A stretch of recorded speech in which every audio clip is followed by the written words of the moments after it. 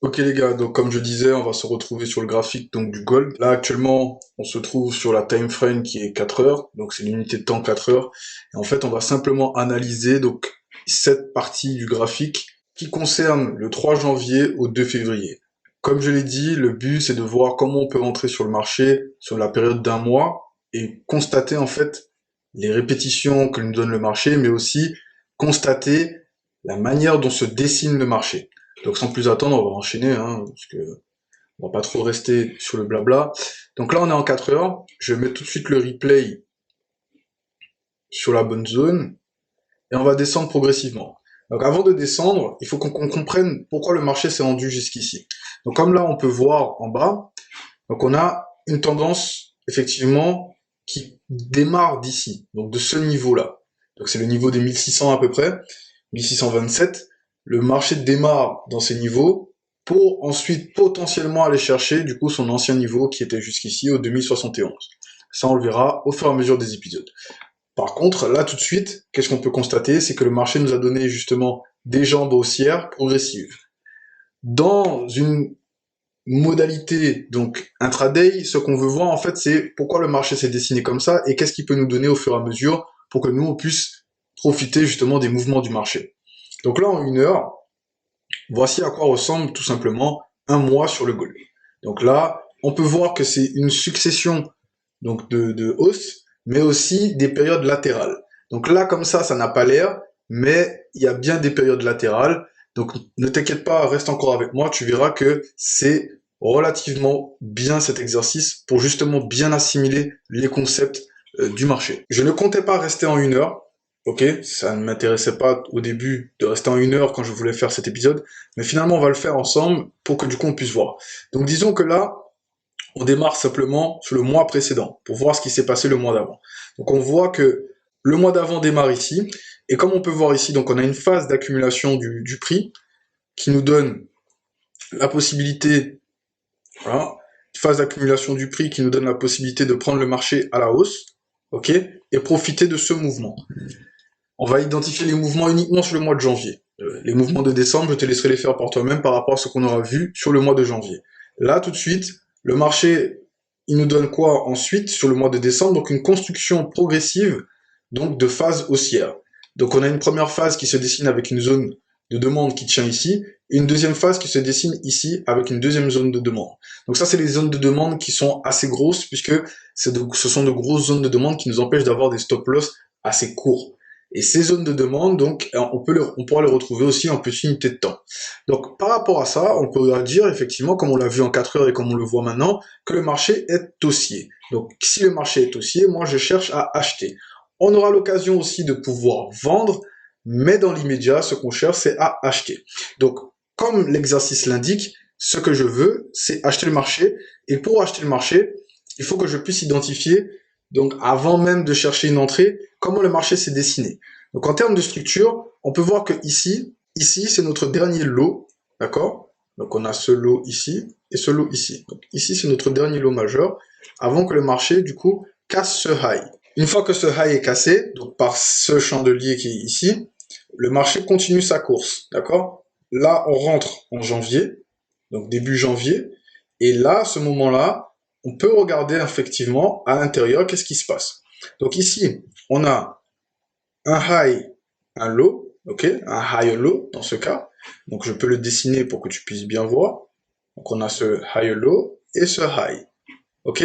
Donc tant que le marché reste dans cette fourchette, on ne sait pas encore qu'est-ce qui est externe. Parce que normalement on ne voit pas cette partie du graphique, donc la partie qui est sur la droite là, on ne la voit pas normalement. Et là, on peut voir que le marché du coup casse ce niveau de prix, pour ensuite revenir partiellement à l'intérieur. Et donc, on va se concentrer sur la première semaine et regarder qu'est-ce qui se passe la première semaine. Je vais déjà noter la deuxième semaine, donc le lundi de la deuxième semaine, pour que on soit bien raccord. Donc ici, on a la semaine entière. Donc dans cette semaine, qu'est-ce qu'on a? On a tout d'abord justement la suite de l'impulsion qui casse ce high, donc le high qui a été créé en décembre, et par la suite, donc le marché retrace. Le marché retrace en prenant la liquidité de ce lot, d'accord, mais en ne créant pas de nouveau high. Comme tu regardes ici, il ne crée pas de nouveau high au début, il prend juste la liquidité pour ensuite prendre le high.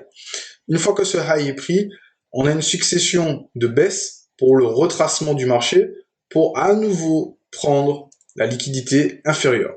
Ok? Si on peut regarder ici, on a justement un order block qui se situe dans cette zone et le marché vient play effectivement dans cette zone pour ensuite nous redonner encore une phase accumulative et partir sur la semaine suivante.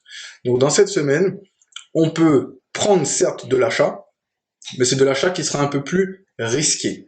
Le but est de savoir en intraday comment on pourrait faire. Donc, quand on se trouve à peu près ici, donc là c'est le mercredi, qu'est-ce qu'on fait? Soit on vend pour justement prendre le retracement tout en n'oubliant pas que nous sommes haussiers, et par la suite on achète pour prendre la continuité du mouvement haussier, donc qui représente les 80% de la phase actuelle du marché. Et là on va voir comment on fait les deux. Donc là on va passer en 15 minutes, en ce qui me concerne. Ce sont les unités de temps que j'utilise. Je ne vais pas chercher d'autres unités de temps. Et donc, à partir de ce moment-là, ici, j'ai un mouvement qui est très simple. Le marché a continué à donner des highs, des highs, des highs. Et là, on peut voir que progressivement, il y a eu un ralentissement. Ce ralentissement nous a donné lieu à une cassure de structure ici. Ok? Donc, je vais la noter. Donc on a une première cassure de structure ici, on a une seconde cassure de structure à ce niveau-là. On sait que ce mouvement en soi ne va pas tenir, mais on sait aussi que le marché a besoin de retracer pour nous créer un nouveau high. Ce nouveau high devra aller chercher celui-ci. Et comme le marché... Donc là je te l'explique, mais en soi c'est comme ça que je parle aussi quand je suis ma logique d'entraînement de backtesting personnel. Donc quand je cherche à backtester et comprendre comment le marché s'est décomposé au fur et à mesure de la semaine, donc là je regarde et je me dis ok, là le marché il a fait ça, là le marché il a fait ça, et je le dis en général à haute voix. C'est pour ça que la manière dont je te le dis est assez directive, puisque je sais que c'est comme ça que je fonctionne aussi lorsque je fais les miens. Alors là tu peux voir qu'en fait on a une zone ici que le marché vient retester pour ensuite chuter. D'accord? Donc les zones potentielles d'entrée, on peut les dessiner. Donc on a cette première zone qui est la zone optimale. Ok? On a la seconde zone qui est ici. Tu vois que là, le marché vient à peu près à côté, mais il ne le touche pas. Et on a la dernière zone qui est ici. D'accord? Une fois que ces zones ont été notées, qu'est-ce qu'on peut remarquer? On remarque que le marché, si on prend de bout à bout, on a cette bougie, donc ce chandelier, qui nous donne en fait justement la décomposition du mouvement. Donc là, ici, on a le premier BOS. Donc, le premier BOS se situe à ce niveau, qui casse le dernier high low qui est ici. Ok. Ensuite, on a ce deuxième BOS qui est revenu dans la zone ici pour ensuite casser la structure à nouveau. D'accord? Une fois que le marché retrace, il revient dans la seconde zone. Donc, je vais te le changer de couleur pour que tu puisses bien voir. Il revient dans cette seconde zone qu'on va mettre en violet, tout simplement. Cette seconde zone, elle est testée par le marché à la fin de la session US et elle nous donne encore une nouvelle cassure. D'accord? On a un nouveau BOS à nouveau. Quand c'est comme ça, tu n'as pas besoin d'essayer de chercher forcément à rentrer à ce niveau-là. Là, juste ici, tu n'as pas forcément besoin de rentrer ici. Tu attends, puisque là, c'est la fin de journée, tu attends que le marché retrace. Une fois que le marché donne son retracement, si tu es déjà debout à cette heure-là, tu vois que là, on a une opportunité, effectivement, pendant l'Asian Session, qui se situe dans ces eaux-là. Donc, pourquoi je prends celui-là? Parce que c'est cette bougie qui m'intéresse, celle-là, celle-ci. Celle-ci, juste ici, m'intéresse. Le marché retrace. Il nous donne une nouvelle cassure qui est une cassure en petite unité de temps.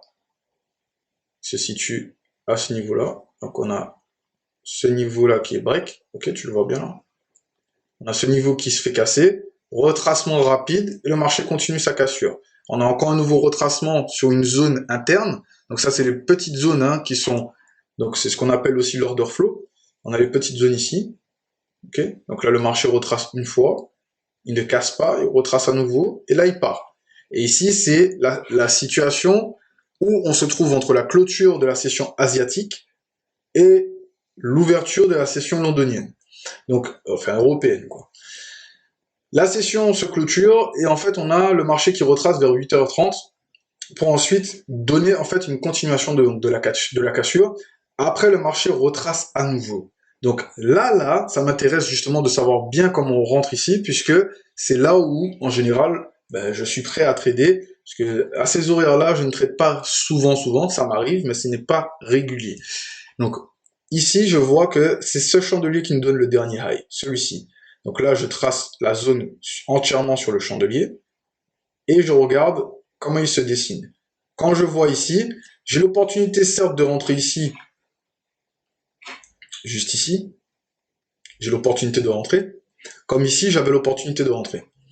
Ici, le marché, une fois qu'il arrive à ce stade, je comprends que son but est de retracer par rapport à ce mouvement-là qui a été donné par le marché. Mais ce mouvement-là n'est pas le mouvement majeur. Le mouvement majeur, c'est le mouvement qui part d'ici pour arriver jusqu'ici. Une fois que le marché nous donne cette suite logique de développement, on voit quoi? On voit que le marché fait son retracement. Ok, donc il passe en dessous de ce lot, en dessous de ce lot, il prend la liquidité, il s'en va. Là, ici, on voit que le marché n'a pas play sur la zone que j'ai dessinée. Il a play dans la zone, mais pas play sur le doji que j'avais dessiné en plus grosse unité de temps. On peut retourner en 1 heure pour voir comment on fait à ce moment-là. Et là, qu'est-ce que je vois? Le marché prend sa liquidité. On a ici ce breaker block qui se situe là. Donc c'est la dernière bougie d'incitation baissière avant la cassure qui est juste ici. D'accord? Donc le marché casse. Il nous laisse un chandelier qui nous fait penser, je dis bien penser, qu'on va chuter, mais finalement le marché monte. D'accord? Donc ici à ce niveau, on voit quoi? On voit que, ok, le marché est là, le marché ne play pas. Par contre, si tu regardes ce chandelier, tu vois que le marché, il play bien dessus. Parce que en soi, même si ce n'est qu'une mèche, ça reste le high de la bougie. Donc c'est bien son high. Et ici, le high play. Si tu n'as pas le courage ou tout simplement l'habitude de prendre des trades qui sont sur le bout des mèches comme ça, ce n'est pas bien grave. Ce qu'on va faire, c'est qu'on va redescendre en M15 et qu'on va observer à nouveau ce que fait le marché. Donc là, en M15, on voit quoi? Ici, on voit que la liquidité a été prise par rapport à ce lot. Donc là, je vais prendre la flèche pour bien te le montrer. La liquidité a été prise par rapport à ce lot et ce lot. Donc, quand le marché revient ici, on attend en fait un signal qui nous indique que le marché veut recommencer à monter. Et comment on peut voir ça? Ben, tout simplement par la base, la structure. Donc là, on a un nouveau high, un nouveau low. Ok? Certes, il ne break pas ce niveau, mais quand le marché revient ici, on a un high low. On a aussi une compression cumulative. Donc le marché accumule dans cette zone en petite unité de temps. Et par la suite, il y a la cassure qui vient, enfin qui survient plutôt durant l'Asian Session. Par la suite encore, on a la possibilité de rentrer à ce niveau-là. Donc si je prends cette bougie qui ouvre la zone Asian et le bas de la bougie qui teste la dernière zone, je vois que ici j'ai une potentielle entrée. Et à ce moment-là, je peux potentiellement me positionner et voir justement comment ça fonctionne. Donc là, on a une hausse, soit je me positionne sur la bougie qui se situe juste ici, puisque c'est un doji qui nous donne en fait beaucoup d'indices dans notre stratégie. Et là, une fois qu'on se positionne, ok, je peux mettre mon stop loss à ce niveau, donc sous la zone, qui nous donne un stop loss de 31 pips, ou ici, ok, qui nous donne un stop loss de 22 pips. À ce moment, moi, personnellement, je pose mon stop loss en dessous du dernier lot. Donc le dernier lot, pour moi, c'est celui-ci, ok. Et là, je vais aller chercher en TP1 le high que m'a laissé le marché. Ok? Donc quand le marché va me donner ce high, là j'aurais fait mon take profit, donc j'aurais fait l'argent que j'espérais faire sur le marché. Il est possible effectivement de mettre des targets intermédiaires, mais vu que je suis un intraday, mais aussi scalper, je préfère prendre des targets comme ça quand il s'agit de l'intraday. Donc voilà comment je fais une session de backtest classique, ok? Et là, j'ai décomposé simplement une semaine. N'hésite pas à me dire donc en commentaire si tu veux.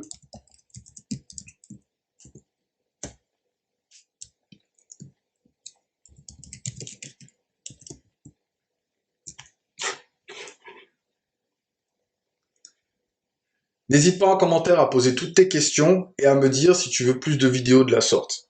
Je constate que en ayant enregistré cette première vidéo, il y a énormément de temps qui est passé du début de la vidéo à maintenant.